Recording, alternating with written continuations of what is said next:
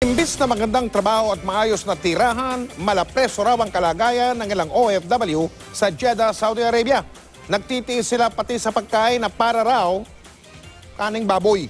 Nakatutok si JP Soriano. Eksklusibo.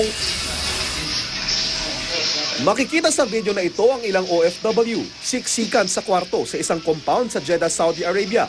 Salo-salo sa kanin at noodles. Ayon kay Butchoy na kumuha ng video, malapreso ang sitwasyon nila sa gusali ng Old Bara Abu Sarhad International Recruiting Agency. Malayo raw sa ipinangako sa kanilang accommodation. Halos po sa lapag na lang po yung iba natutulog sa sobrang siksikan, sir. Halos 1,000 na po kasi tao dito na Pilipino. Yung pagkain, sir, puro noodles na lang, sir. Saka parang hindi mo na makakain, sir, eh. Kasi nga parang kaning baboy na, sir.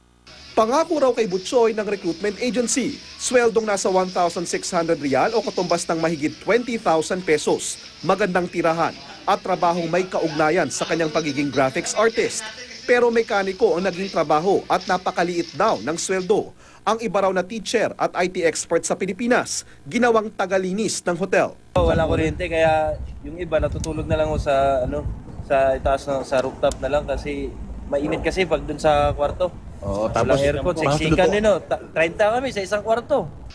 Pinuntahan namin ang Wise Recruitment Agency pero nais muna raw nilang ma-verify ang authenticity ng video bago magkomento. Handa naman daw sila makipag-ugnayan sa POEA. Ang mga kaanak ng ilang OFWs nagpunta na raw sa POEA para magreklamo.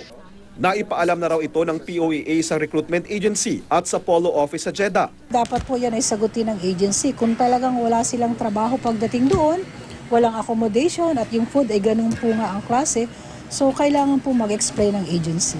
At sabi ng POEA, hindi na lang sapat na lisensyado ang mga recruitment agencies. Dapat din daw i-double check ang mga job orders at tignan kung talagang may mga trabahong naghihintay sa mga bansang nais yung pagtrabahuhan.